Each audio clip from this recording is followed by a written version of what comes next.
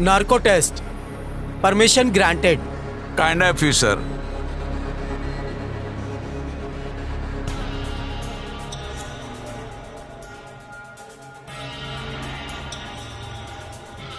नाम बताइए आपका। मेरा नाम लेफ्टिनेंट कर्नल प्रसाद पुरोहित है। आप किस संस्था के साथ काम कर रही हो?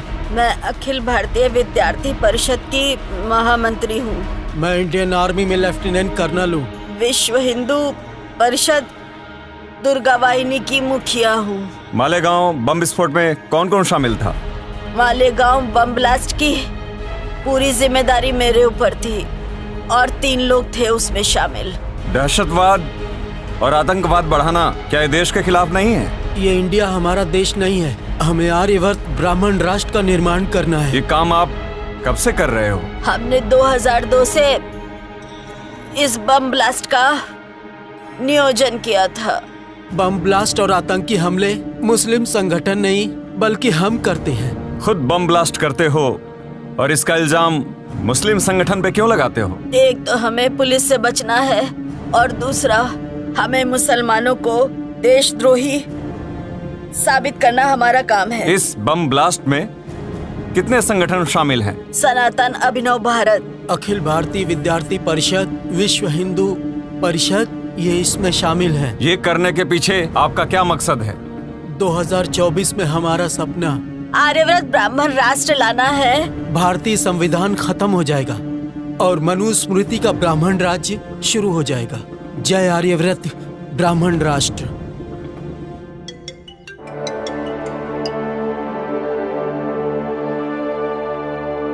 Hello, ATS chief Hemant Karkare speaking.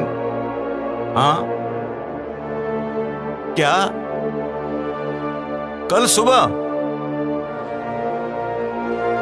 ठीक है, मैं आज ही के फ्लाइट से आ जाता हूँ रात को। कल सुबह मैं ऑफिस में आ जाऊंगा, बता देना। जय हिंद। मैं come in sir? Yes, coming Karkare.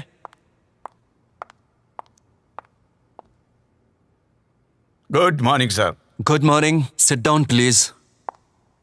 Thank you sir.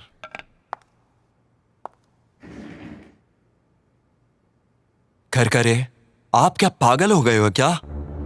Malegaon case में कर्नल पुरोहित, प्रज्ञा सिंह ठाकुर, इनके ऊपर आप देशद्रोह का इल्जाम लगा रहे हो, उनको अरेस्ट कर रहे हो। आपको मालूम है वो आरएसएस के लोग हैं।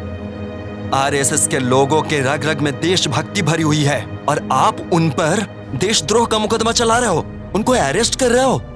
शर्म आनी चाहिए आपको। सर, मैंने कोई गलत काम नहीं किया। मेरे पास उनके खिलाफ पुख्ता सबूत है सर। दिमाग ठिकाने पर नहीं है आपका। पुख्ता सबूत मिले कहते हो? सर, प्रज्ञा सिंह ठाकुर, लेफ्टिनेंट कर्नल प्रसाद पुरोहित और दयानंद पांडे के लैपटॉप में हमारे देश के खिलाफ बगावत के पुख्ता सबूत मिले हैं सर। प्रज्ञा सिंह ठाकुर और लेफ्टिनेंट कर्नल प्रसाद पुरोहित, इन्होंने नार्को टेस्ट में कबूला है सर। हमें मालूम नहीं नार्को टेस्ट मैनेज की जा सकती है? नहीं सर, नार्को टेस्ट बिल्कुल सही है, शक की कोई गुंजाइश नहीं सर। अच्छा बताओ, आप खुद ब्राह्मण हो, ब्राह्मण हो के ब्राह्मणों पर कार्रवाई करते हो, ऐसा क्यों?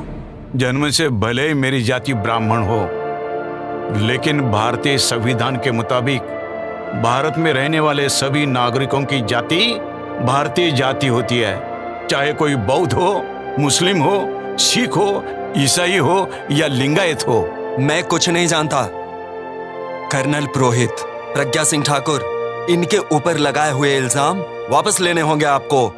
सर, क्या मैं जान सकता हूं कि देश ने ब्राह्मणों को क्या कुछ नहीं दिया? हर जगह ब्राह्मण ही तो है। 4% ब्राह्मण है सर, मगर आईएएस, आईपीएस, मिलिट्री में हर ग्रेड में 80% ब्राह्मणों की भर्ती है सर।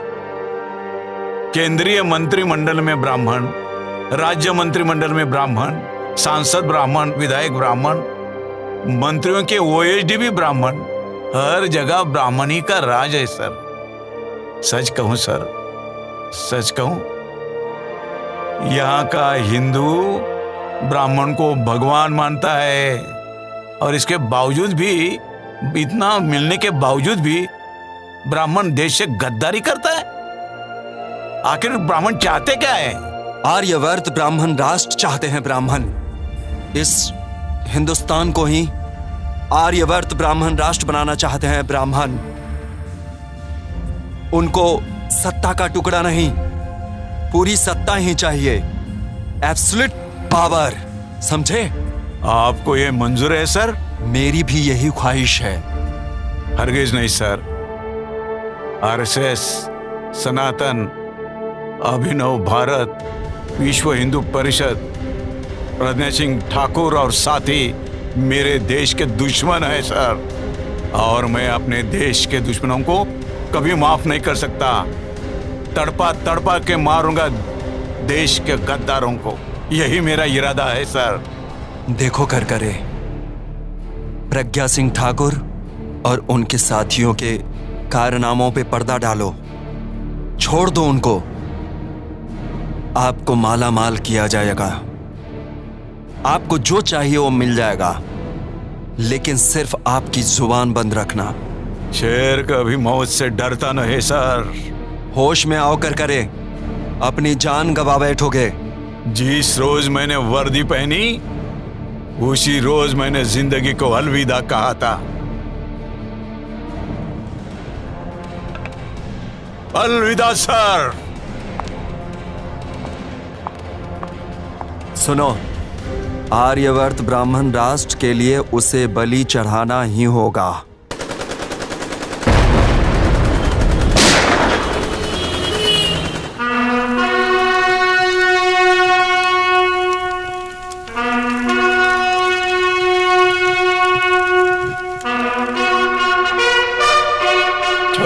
नवंबर 2008 26 नवंबर 2008 में मैं आपके लिए शहीद हो गया, और मैंने आपको आगाह भी किया था कि आरएसएस, अभिनव भारत, अखिल भारतीय विद्यार्थी परिषद, विश्व हिंदू परिषद, सनातन, ये सब हमारे राष्ट्र के शत्रु है, दुश्मन है। मैंने आपको आगाह किया था, मैंने ये भी बताया था कि इनका ख्वाब यहां पर आर्यवर्त ब्राह्मण राष्ट्र बनाने का है। जाग उठो। मगर मैं देख रहा हूं कोई भी जागा नहीं है। ये ब्राह्मण आप में से किसी को हिंदू मानता नहीं, आपको गुलाम मानता है, बेवकूफ गुलाम।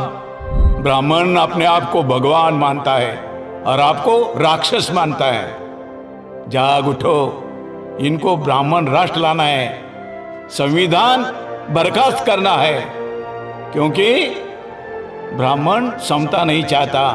ब्राह्मण अपने आप को श्रेष्ठ समझते हैं और ये हमेशा असंतुष्ट रहते हैं। इनको इस भारत देश को आर्यवर्त ब्राह्मण राष्ट्र बनाना है। साथियों, आप सोचते होंगे कि मेरा बलिदान बेकार जाएगा। मैं आपको आगाह करना चाहता हूं, अगर आप नींद से जागे नहीं तो आप सबका नुकसान हो जाएगा। आप देख रहे हो कि मोदी नाम के शख्स ने हमारे देश के सभी उद्योग बेच डाले, इसलिए schedule caste, schedule tribe, OBC और अल्पसंख्यक इनको नौकरी मिलने वाली नहीं है। उनकी अगली नस्ल भिखारी होने वाली है। जागो, अभी समय ये कह रहे हैं अब की बार 400 पार। मैं तो कहूंगा, आपको कसम दिलाता हूं, जब भी कोई बोलेगा अब की बार 400 पार, तो आपने कहना है कि अब के बार 100 जूते मार। हमको हमारा देश बचाना है और आरएसएस के समय जो भी है वो हमारे देश के दुश्मन है। यहाँ schedule caste, schedule tribe, OBC Buddhist, Muslim, Christian, Sikh और लिंगायत ये सब इस देश के मालिक है और इस देश के मालिक कभी देश से गद्दारी नहीं कर सकते। गद्दारी करने वाले ये सभी लोग हैं। इन सभी लोगों से सावधान रहना है, यही मैं कहता हूं। 2024 को जागो। मैं जाग उठा, मैंने जगाने की कोशिश की, बलिदान किया।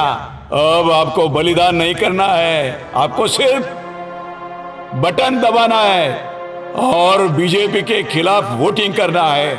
हमारे देश को बचाना है, हमारे संविधान को बचाना है। इनकिलाब जिंदाबाद, इनकिलाब जिंदाबाद, संविधान जिंदाबाद, संविधान जिंदाबाद, जिंदाबाद।